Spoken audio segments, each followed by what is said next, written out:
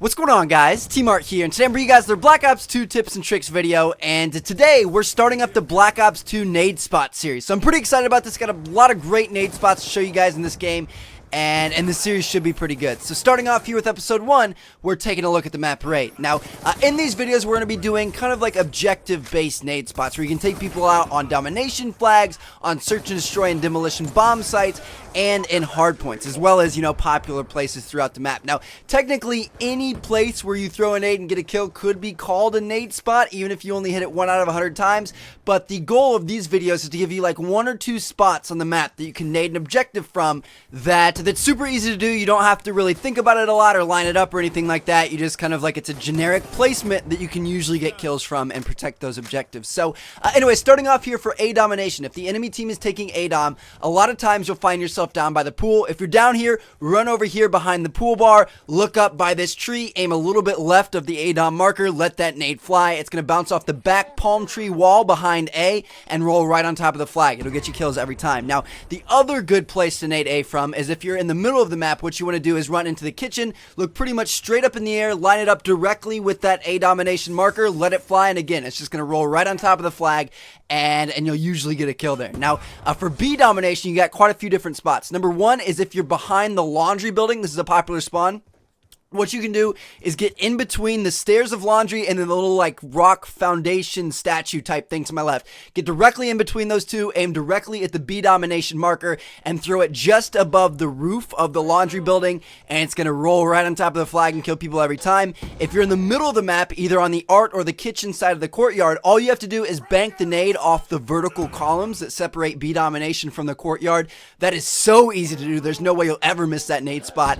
And then finally, if you're over towards C-Dom and you're coming up around the road spawn or whatever, what you want to do is just get up next to this wall, next to this last vertical line, look pretty much straight up in the air, not really too high, not too low, somewhere in the middle, and as long as you're kind of in that middle range, and it's going to land right on top of that flag and kill the enemy. Now, for C domination, you got a couple of good options. Number 1 is if you're coming from like the master bedroom side, you know, the pool side of the map, what you can do is just come around this corner and bank a nade off of the front of the garage. It'll land right on top of the flag. That one's super, super simple.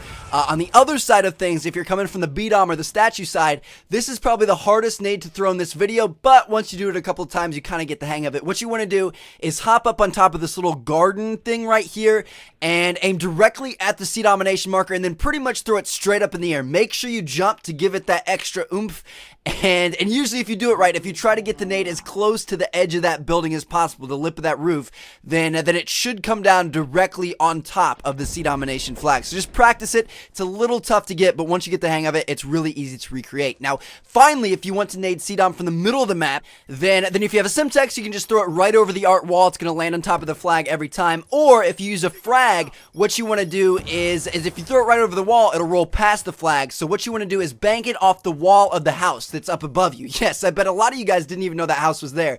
But if you bank it off that wall, it's going to bank down right on top of the flag every time, and that's a guaranteed kill. Now, moving on to the second segment of this video, we're going to take a look at the bomb types. So there's search and destroy and demolition, and both of these game types have the exact same bomb sites on the map. So we can cover both of these in one. And this is just kind of useful, like if you want to throw a nade, if you absolutely know somebody is planting or defusing your bomb, you can throw a nade and take them out.